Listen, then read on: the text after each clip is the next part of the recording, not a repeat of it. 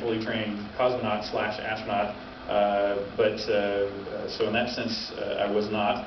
And in fact, I had work to do that would, if I didn't perform it, everyone died. So I think that that's far cry from being a true tourist. Plus, I'll talk about some of the other things that I accomplished with my flight. Then finally, you get to just before launch, you get to plant your tree, and this is a nice long lay where everyone who's flown to space in Kazakhstan gets to plant their tree. Another one of the painful parts of training is the rotating chair of nausea. Every day they put you in this rotating chair, and you see how long you can stay in it, which starts at about 1 minute, and then eventually builds up to 15 or more minutes. But you don't stop until you're about to get sick, which means for the rest of the day you feel sick. And so basically when the time comes to go to that class, you know that for the rest of the day you're going to not be happy. But then the final kind of briefing we get before launch is the rescue briefing, where they describe the thousands of people they put downrange in case there's a pad aboard, or a first stage aboard, or a third stage aboard, or a first orbit aboard, or a second orbit aboard. And they literally deployed the Russian military downrange to the tune of thousands of people. And I'm going to come back to this when I talk about the costs and why the future is so much cheaper than the here and now.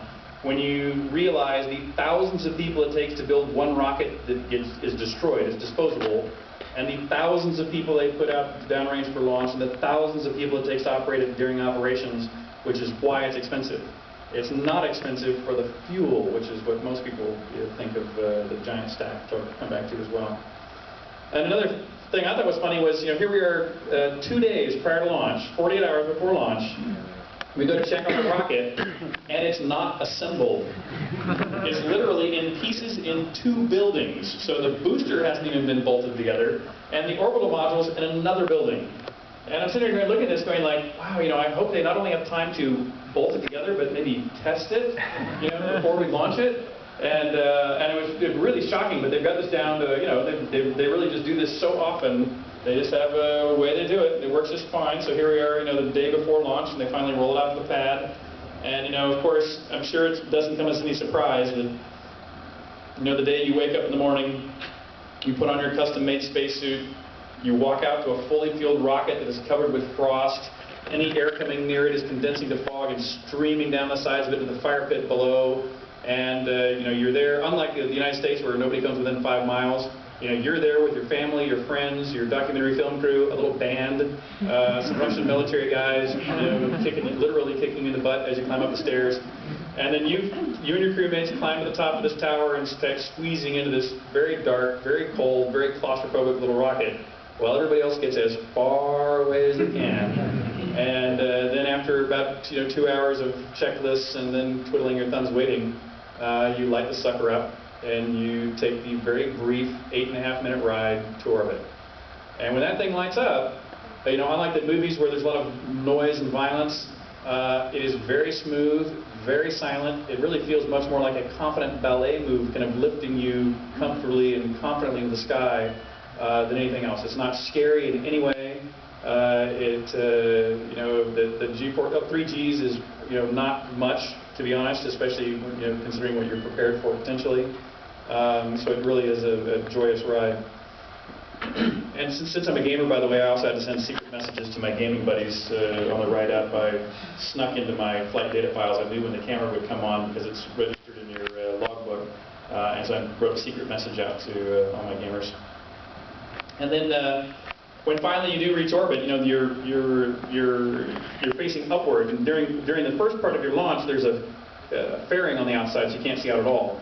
When it busts off, your window is still aiming straight up at the sky, so all you really see is darkness. It's not until you've finished and you pitch over that you begin to get your first views of the Earth. So even that first view, that's the first picture I took, is it's quite astounding. And of course, I'm very happy. But then even though you've now reached, you're on 17,000 miles an hour, you're basically at full altitude, you're close to the 250 miles of altitude. They could rendezvous quite quickly with the ISS, but they don't want to impact the ISS. So they actually leave quite a separation between the initial orbit you get to and where the ISS is. And they spend the first really day and a half just checking out systems, checking your precise orbit, doing all the calculations for how to very slowly eke up on the space station and eventually dock with it.